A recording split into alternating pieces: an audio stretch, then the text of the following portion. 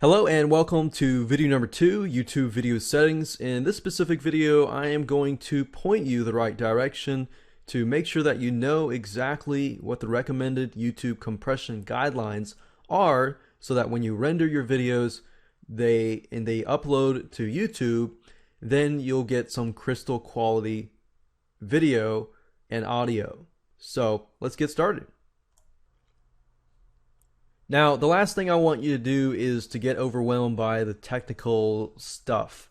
But let me just walk you through step by step. Basically, what they recommend that you do is basically export your videos as MP4. This is pretty much the standard nowadays, and we've moved from AVI files to MP4 files. And MP4 files are very compatible with like smartphones, Windows, Mac computers, and a lot of other types of operating systems. So this is pretty much the standard nowadays. Then audio codec, usually 96 kHz or 48 kHz is good.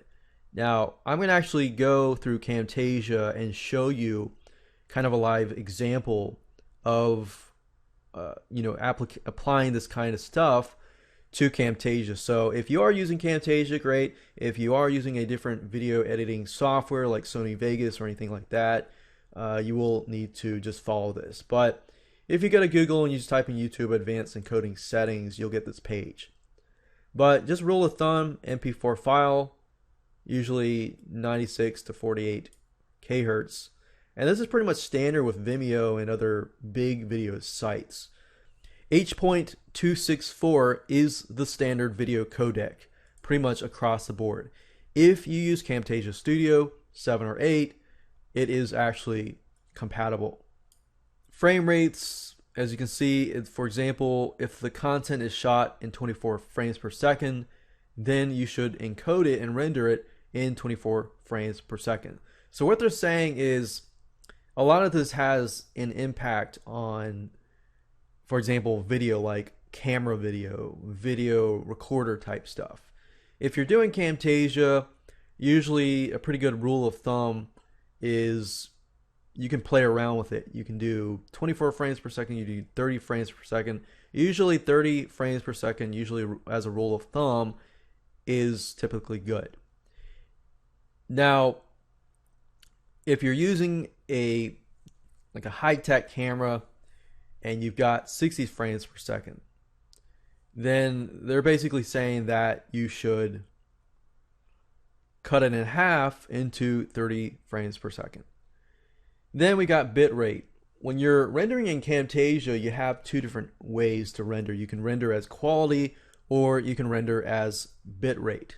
Now with bit rate, it tells you right here, like let's say for example, your videos are rendered as 1280 by 720. So 720p.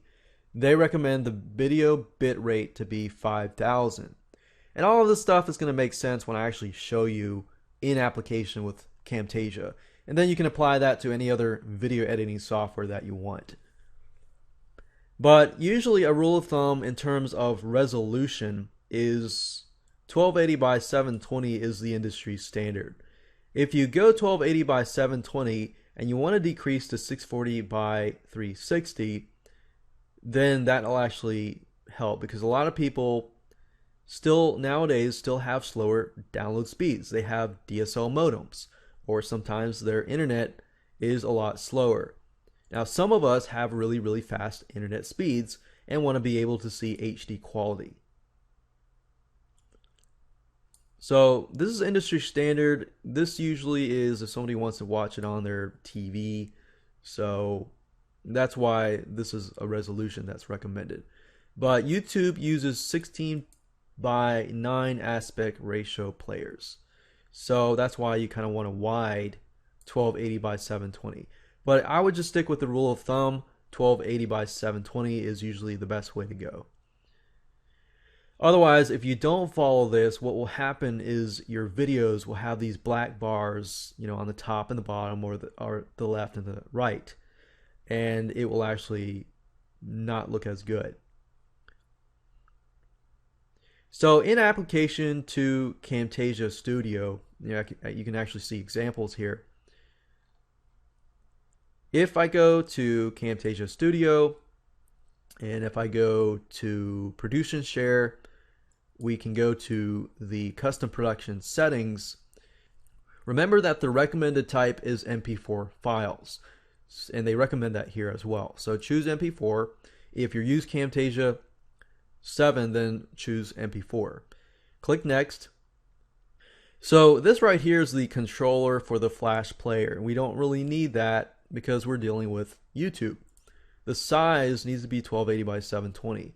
But keep in mind that if you're rendering by 1280 by 720, it needs to be rendered as 1280 by 720. If, however, let's say you render it and you record it as 800 by 600, you need to render it as 800 by 600. Otherwise, the quality will drop. Like, let's say, for example, that I recorded with 800 by 600. If I try to render a video with 1280 by 720, your video is going to look really, really blurry. You can't really go from small size to big size. You can go from a big size to a small size without losing quality. But just keep that in mind. Video settings, as you can see with Camtasia Studio 8, we can do frame rate 30. Bit rate, you got quality and you got bit rate. You need to choose bit rate. And remember, with 1280 by 720, if we go back over to here, 720p, they recommend the bit rate to be 5000. So in this case, we'll just move it over till we hit about 5000. Just keep in mind though, the greater you increase this, the bigger your file will be. But if you're uploading to YouTube, you know, they accept pretty big files anyways. Audio settings, you know, what I've found is with Camtasia, it doesn't really do it by hertz. So what I found in testing is anything beyond 80 and above, usually the quality of the video tends to be really, really good. So I like to stick with this, but I mean, feel free to play around with it yourself. And after that, you just click next, next, and finish, and then you basically just render that specific video. So that's in application to Camtasia Studio. It's obviously going to be different with different video editors. And if you ever run into problems, you can always find somebody either on Fiverr, on Odesk.com, or even Elance that will do it for you. Once you have the video settings correct, you know, you can begin to render it and upload it to YouTube. But obviously, before you do that, make sure that you watch all the videos in this video course so that you get the right keywords, you get the right LSI keywords to optimize it for Google so that you can increase your search engine ranking. So with that said, let's move on to video number 3 and talk about the keyword market research so that we can ensure that we're using the right keywords that are getting good quality traffic.